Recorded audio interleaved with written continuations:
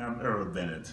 I was a medical student here. I came in 1965, I think, 64, 65, and I graduated in the 71 class. But I missed the part of the action that we were mentioning because I was in England for a year doing a subgraduate degree, whatever it is, in London. So, but I must say I've smelled tear gas twice in my life. Once in London and once in Jamaica. I smell the same. It's a terrible thing to smell or to have contact with. What were the two occasions when you smelled tear gas? The one in London was when the Chairman Mao was requesting the Chinese students to return to China, and all those who were studying at university had to go out to China and become farmers or whatever. And we had a demonstration in London and I joined the demonstration. For some reason it became violent or whatever, and the British police of all the people were throwing tear gas at this group of people. So I remember that. And that would have been which year? 67, 68, I think. And then I came back to UWI. Of course, by the time the Black Power movement was very powerful, and I had grown my afro, and somebody asked me why I grew my hair like that, and I said you cannot only be black, but you have to look black. So that was the thing.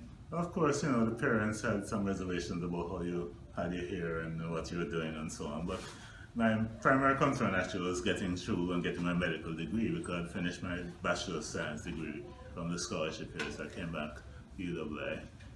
In 68 I got back here. Okay, so were you here during the period that Walter Rodney was here? A part of the period, and I think I joined a lot of the on-campus marches around the circle and over to Mona and so forth.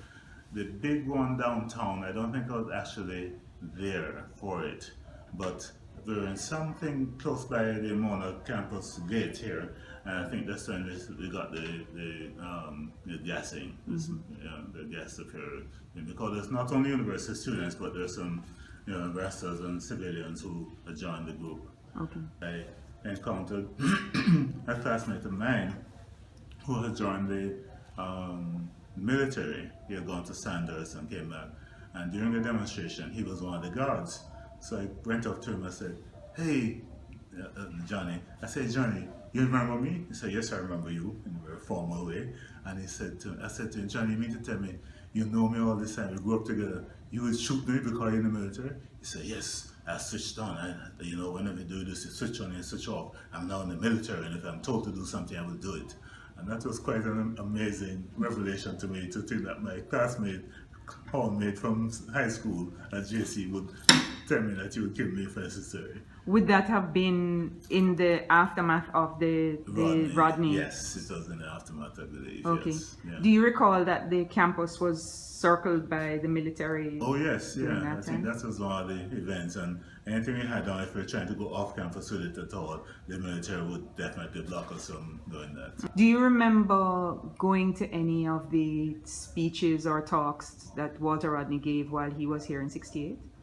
I cannot remember this specifically, but there are a lot of what we call groundings, because we went to various places and people talk and so on, and the outside Rastafarians would come, and Capo and a bunch of them would be here also giving us some groundings, telling us how things should be in African history and that kind of stuff. Okay. And Walter Rodney would be at those events? Yes, I think he was at some of those. I can't remember specifically. But do you remember going any place in particular off the campus? Yeah, well, you used to have meetings in Augustown, and you'd walk from the campus grounds and go down to Augustown and meet up with a group of people who were sitting down there.